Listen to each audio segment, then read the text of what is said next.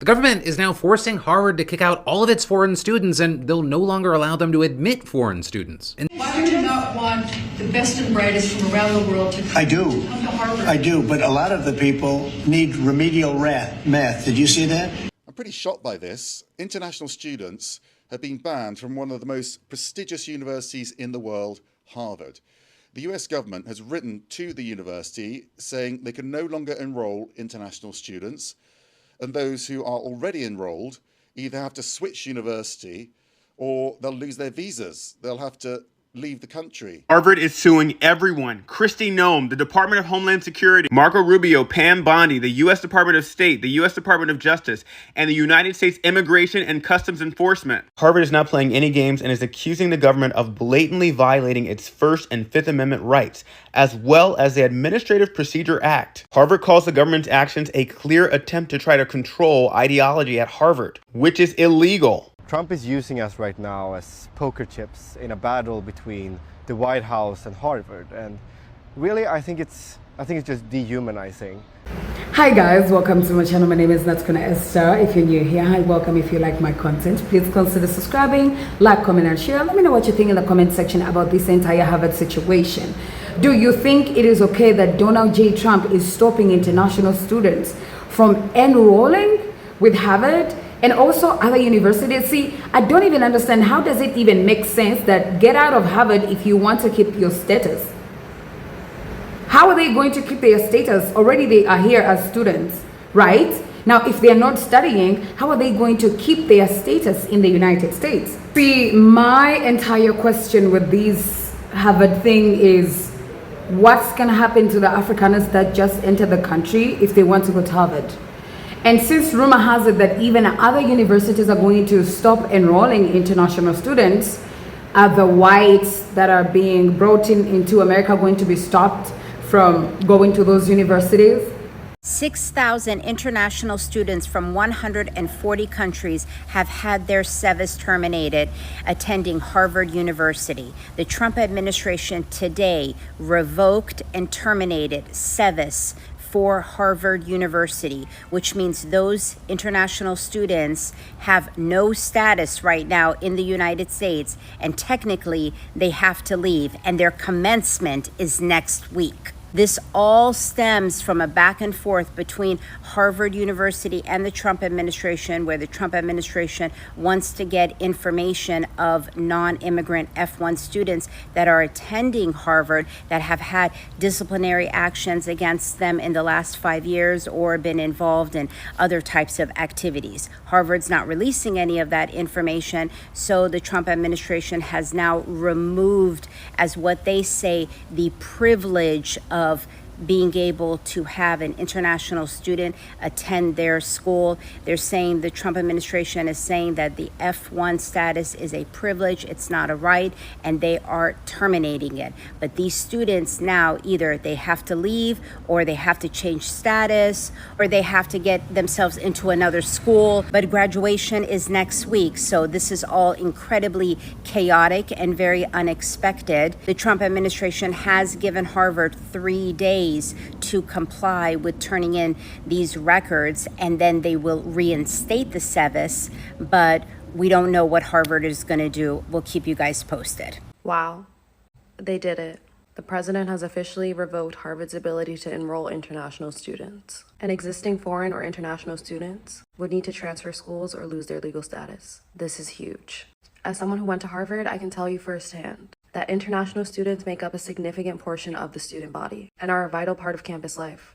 Around 6,800 international students attended Harvard University this year, which is around 27% of the student body. I had a lot of friends and classmates who were international, and this order banning them doesn't just affect students from Europe or the East. This also includes places like Canada and Mexico. It's everyone. I'm going to read to you the letter that the Secretary of Homeland Security, Kristi Noem, sent to Harvard. Because it's truly so shocking, you have to hear it for yourself. It reads, I am writing to inform you that effective immediately, Harvard University's Student and Exchange Visitor Program certification is revoked. As I explained to you in my April letter, it is a privilege to enroll foreign students. And it is also a privilege to employ aliens on campus. All universities must comply with the Department of Homeland Security's requirements, including reporting requirements under the Student and Exchange Visitor Program regulations. Considering stopping other universities besides Harvard from accepting foreign Well, we're students? taking a look at a lot of things. And as you know, billions of dollars has been paid to Harvard. How ridiculous is that? Billions. And they have $52 billion as an endowment. They have $52 billion. And this country is paying billions and billions of dollars and then gives student loans, and they have to pay back the loans. So Harvard's going to have to change its ways. And so are some others. On that note, a lot of CEOs in the United States, big companies, are foreign. What is that going to do? I'm fine with that. No, I'm fine with that. No, we want to do that. We're actually going to be doing something in the near future that's going to make it possible for people to come into this country and come in and, you know, have a road toward citizenship. And I think it'll be very exciting, but it's too soon to speak. Why would you not want the best and brightest from around the world to come to Harvard? I do, but a lot of the people need remedial math. Did you see that? Where the students can't add 2 and 2 and they go to Harvard.